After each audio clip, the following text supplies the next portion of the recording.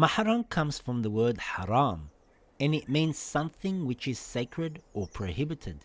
In Islamic law, Maharam means a person who you are not allowed to marry, and it is permissible to see them without a headscarf and shake their hands and hug them if you like.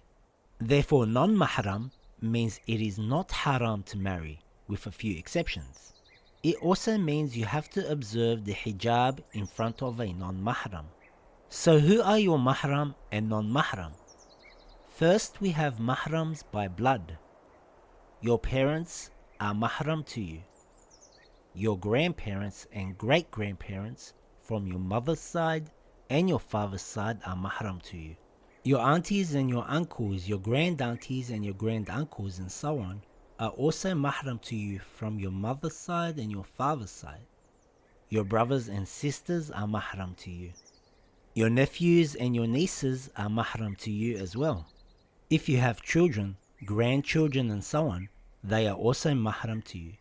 These are all considered your blood Mahrams. Someone can also become your Maharam through marriage.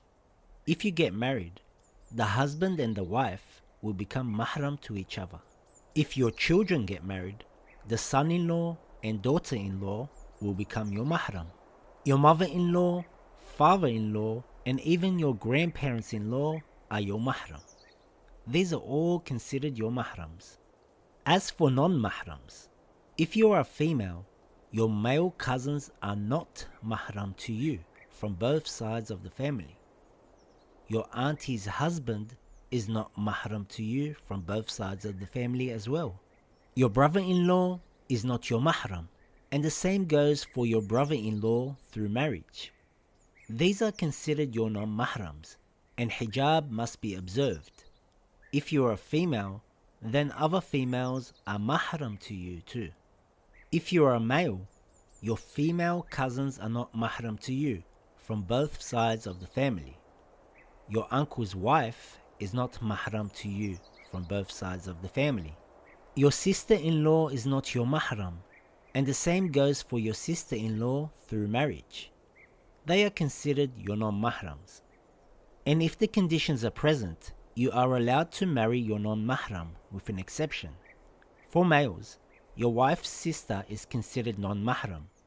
But in this special case, if you are married, you are not allowed to marry your wife's sister at the same time.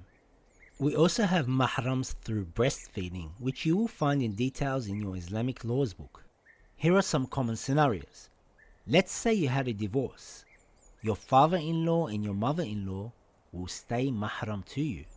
If your father or mother have a divorce and get married again, his new wife and her new husband are Mahram to you. And if they get divorced, they stay Mahram to you. If you were divorced and got remarried, and you both have kids from other divorced spouses, the kids will become Mahram to both of you. But the female and the male kids will not be Mahram to each other. So that means hijab must be observed between male and female kids when they reach the age of Islamic maturity.